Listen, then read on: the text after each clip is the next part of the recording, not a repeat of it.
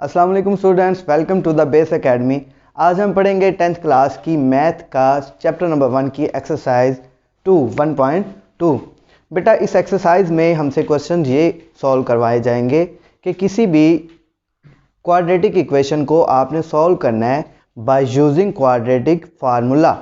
तो by using quadratic formula से पहले मैं आपको ये बता दूं कि क्वाड्रेटिक फार्मूला क्या होता है। तो मैंने यहाँ पे लिखा हुआ है कि x is equal to minus b plus minus b square minus 4ac divided by 2a। This is the quadratic formula. इस फार्मूला की मदद से हमने सारे इस एक्सरसाइज के क्वेश्चंस को सॉल्व करना है। अब ये फार्मूला ड्राइव कहाँ से होता है? ये फार्मूला आपकी जो जर्नल इक्वेशन है ax square plus B x plus C is equal to 0, इस इक्वेशन को जब हम सॉल्व करते हैं बाय कंप्लीटिंग स्क्वायर तो देन हमारे पास ये फार्मूला ड्राइव होता है जिसे हम नाम देते हैं क्वाड्रेटिक फार्मूला। तो इस फार्मूला की मदद से हमने ये सारी एक्सरसाइज को सॉल्व करना है। तो चलते हैं हम इनके क्वेश्चन की जानिब। सबसे पहले क्वेश्चन नंबर 1। क्वेश्चन नंबर 1 क्या है बेटा? 2 minus x square is equal to 7x। तो सबसे पहले तो आपने इसको क्वाड्रेटिक इक्वेशन की जो स्टैंडर्ड फॉर्म है उस फॉर्म के अंदर लेके आना है। तो देखें ज़रा, 2 minus x square minus 7x is equal to 0। ये 7x इस तरफ था, हम इसको इस तरफ ले आएंगे तो ये क्या हो जाएगा? माइनस एक्स हो जाएगा। देन आपने क्या करना है जी, इसको इस तरह से भी लिख सकते हैं, x square plus 7x minus 2 is equal to 0। Mean के सारी इक्वेशन को अगर हम -1 से मल्टीप्लाई करवा देंगे तो ये वाले साइंस क्या हो जाएंगे? चेंज हो जाएंगे। तो देन हमारे पास इक्वेशन जो आएगी X square plus 7x minus 2 is equal to 0। This is over equation number 1। आपने क्या करना है कि we have ax square plus B x plus C is equal to 0। This is the general form of quadratic equation. इन दोनों equations को compare करना है। बाय कंपेयरिंग देखें ज़रा, ये ax स्क्वायर वाली टर्म और इस टर्म को आपने पहले कंपेयर करना है। देखें एक्स स्क्वायर का कोफिशिएंट क्या है? a। यहाँ पे एक्स स्क्वायर का कोफिशिएंट देखें तो हमारे पास क्या है? 1 है। तो हम कह सकते हैं कि a इज इक्वल टू 1 आ गया। देन आपने देखना है इस टर्म को। इस टर्म में क्या है? और ये वाली term b is equal to क्या आ रहा है? 7। तो b is equal to 7। Then आपने कांस्टेंट टर्म को कंपेयर करना है। कांस्टेंट टर्म में देखें c इज इक्वल टू आ जाएगा -2। तो यहाँ पे हमारे पास c इज इक्वल टू क्या आ गया? -2।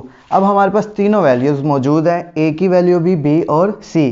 इनको हमने सिंपली ये वाला जो क्वाड्रेटिक फार्मूला है उस फार्मूला के अंदर हमने ये पुट करनी है तो हमारा सिंपली आंसर आ जाएगा। फार्मूला क्या है कि x is equal to minus b plus minus b square minus 4ac under root divided by 2। ये फार्मूला आपने याद रखना है। इसी फार्मूला की मदद से आप क्वेश्चंस को सॉल्व करेंगे। तो x is equal to minus b के जगह पे हमने क्या पुट कर दिया जी? 7 पुट कर दिया। देन प्लस माइनस बी का स्क्वायर है तो मतलब 7 का स्क्वायर हो जाएगा। -4 a की वैल्यू 1 और c की वैल्यू क्या आ जाएगी? -2 आ जाएगी। डिवाइडेड बाई 2 फार्मूले वाला और a की जगह पे 1 पुट कर देना है। अब आपने क्या करना है कि x is equal to -7 plus minus 7 का स्क्वायर क्या हो गया? 49। 4 2 ज़ार 8 प्लस माइनस माइनस, तो ये माइनस माइनस प्लस, तो ये आ गया हमारे पास 49 प्लस 8। इसको प्लस करेंगे तो 57 आ जाएगा। 57 को आपने मज़ीद सिंप्लीफाई नहीं करना है, यहाँ तक आपका ये आंसर आ जाएगा। ठीक है। देन हम देखेंगे क्वेश्चन नंबर 3। इसी एक्सरसाइज का क्वेश्चन नंबर 3 वो ज़रा से डिफ़िकल्ट है। वो ये है कि हमारे पास यहाँ पे रेडियल फॉर्म के अंदर आ गया। ठीक है। तो देखें 3 under root x square plus x is equal to 4 into 3 under root. अब फिर आपने क्या करना है कि ये कांस्टेंट टर्म को पहले तो आपने जब सॉल्व करना है तो लेफ्ट हैंड साइड पे ले आना है। ये हमारे पास एक इक्वेशन बन जाएगी, quadratic equation. 3 under root x square plus x minus 4 into 3 under root is equal to 0। This is over equation number 1। Now we have ax square plus B x plus C is equal to 0। जैसा कि हमने पिछले question के अंदर किया, ये हमारी कौन सी इक्वेशन है? जब भी आपने क्वाड्रेटिक फार्मूला के ज़रिए किसी भी क्वाड्रेटिक इक्वेशन को सॉल्व करना है तो आपने उसको सिंपली ये वाली जो general form of quadratic equation है इससे कंपेयर करेंगे। इससे कंपेयर करने का फ़ायदा ये होगा कि आपको a की वैल्यू भी मिल जाएगी, b की वैल्यू भी और c की वैल्यू। और जब इन तीनों कॉन्स्टेंट्स की वैल्यू आपको मिल जाती है तो आप सिंपली उनको फार्मूला के अंदर पुट करते हैं और आपका आंसर आ जाता है। Now this is over equation number 2। Now comparing equation number 1 and 2। देखें ज़रा, a इज इक्वल टू क्या आ रहा है? 3 अंडर रूट। देन अगर हम b की बात करें तो b यहाँ पे x का कोफिशिएंट क्या है? 1 है, तो b इज इक्वल टू 1 आ जाएगा। देन सी की अगर बात करें तो सी क्या है, सी ये कांस्टेंट टर्म है, C is equal to -4 × 3 under root. Applying quadratic formula, अब हमने क्या करना है, क्वाड्रेटिक फार्मूला के अंदर ये सारी वैल्यूज ए बी और सी की पुट करेंगे और हमारा सिंपली आंसर आ जाएगा।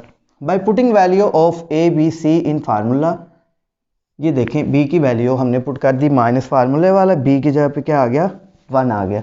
तो +1 -1 प्लस माइनस, यहाँ पे भी बी का स्केयर है तो मीन 1 का स्केयर हो जाएगा। -4 फार्मूले वाला, ए की वैल्यू है जी 3 अंडर रूट और सी की वैल्यू है -4 × 3 अंडर रूट। अब यहाँ पे आपने देखना है डिवाइडेड बाय 2 है, ये देखें -1 प्लस माइनस 1 का स्केयर 1, ये 4 को आप इस 4 से क्या करवा लें, मल्टीप्लाई करवा लें और ये माइनस माइनस क्या हो जाएगा, प्लस हो जाएगा। तो 4 4 जार 16 हो गया। अब ये भी 3 अंडर रूट है और ये भी क्या है, 3 अंडर रूट। 3 अंडर रूट से मल्टीप्लाई होकर क्या हो जाएगा, 3 अंडर रूट का होल स्केयर। अब ये स्केयर और अंडर रूट क्या हो जाएगा, कैंसिल हो जाएगा। देन हम क्या करेंगे, ये देखें ज़रा -1 प्लस -1 और ये 3 इस 16 से मल्टीप्लाई जब होगा तो ये आ जाएगा 48। 48 + 1 49 आ जाएगा। अब 49 किसका एलसीएम होता है जी, 49 अंडर रूट होता है 7 का। तो x इज इक्वल टू आ जाएगा -1 प्लस -7 डिवाइडेड बाई 2। और इस टर्म को आप 2 दफ़ा लिख लेंगे, एक दफ़ा प्लस में और एक दफ़ा आप क्या लिखेंगे, माइनस में लिखेंगे। प्लस में करने के बाद ये क्या हो जाएगा जी, 6 डिवाइडेड बाय 2, 2 1 ज़ार 2, 2 3 ज़ार 6, तो x is equal to 3। And now इसको चेक करें तो ये है कि x इज इक्वल टू -8/2, तो this is x is equal to -4। ठीक है जी, यहाँ तक आज का हमारा लेक्चर था। उम्मीद है आपको समझ आ गई होगी। अगर नेक्स्ट कोई क्वेश्चन में आपको कोई मसला हो तो आप पूछ सकते हैं।